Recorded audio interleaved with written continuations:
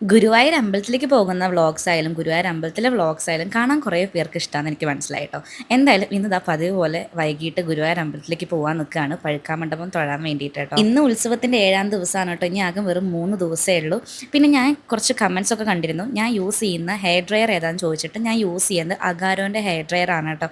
അതുപോലെ തന്നെ lip gloss ഏതാണെന്ന് ചോദിച്ചിട്ടുണ്ടായിരുന്നു. മാൾസിൻ്റെ 06 ആണ് ഞാൻ യൂസ് ചെയ്യുന്ന ഷെയ്ഡ് കേട്ടോ. ഇത് അടിപൊളിയാണ്. നമുക്ക് ലിപ്സ്റ്റിക്കോ കാര്യങ്ങളോ ഒന്നും അപ്ലൈ ചെയ്യേണ്ട, ഈ ഒരൊറ്റ സാധനം അപ്ലൈ ചെയ്താൽ മതി കേട്ടോ. നാച്ചുറൽ ലുക്കാണ് നമുക്ക് ഈ ഒരു ലിപ് ബാം അപ്ലൈ ചെയ്യുമ്പോൾ കിട്ടുന്നത് കേട്ടോ. പിന്നെ കോമൺ ആയിട്ട് വരുന്ന ഒരു കമന്റ് ആണ് ഇൻസൈറ്റിന്റെ ഐലൈനർ വാട്ടർ പ്രൂഫ് ആണോ എന്ന്. അത് വാട്ടർ പ്രൂഫ് ആണ് കേട്ടോ, അടിപൊളിയാണ്.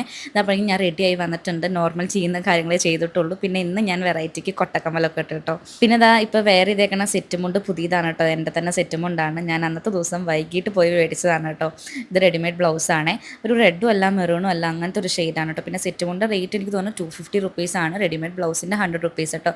ഗുരുവായൂർ അമ്പലത്തിൻ്റെ തൊട്ടടുത്ത് മെട്രോ എന്ന് പറഞ്ഞൊരു ഷോപ്പുണ്ട്, അവിടെ നിന്നാണ് മേടിച്ചത്. പിന്നെ പോയിട്ട് വലിയമ്മേനെ പിക്ക് ചെയ്തു, ചേച്ചിനെ പിക്ക് ചെയ്തു, ഉണ്ണി ഉണ്ടായിരുന്നു കേട്ടോ. അപ്പം ഞങ്ങളിതാ കാറൊക്കെ പാർക്ക് ചെയ്ത് നടക്കുകയാണ്. ഇന്ന് പതിവിലും നല്ല തിരക്കാണ്. ഇങ്ങനെ ഓരോ ദിവസവും കൂടും തോറും തിരക്ക് ഇങ്ങനെ കൂടി വരികയാണ് കേട്ടോ. ആദ്യത്തെ 2-3 ദിവസം തീരെ തിരക്കുണ്ടായിരുന്നില്ല.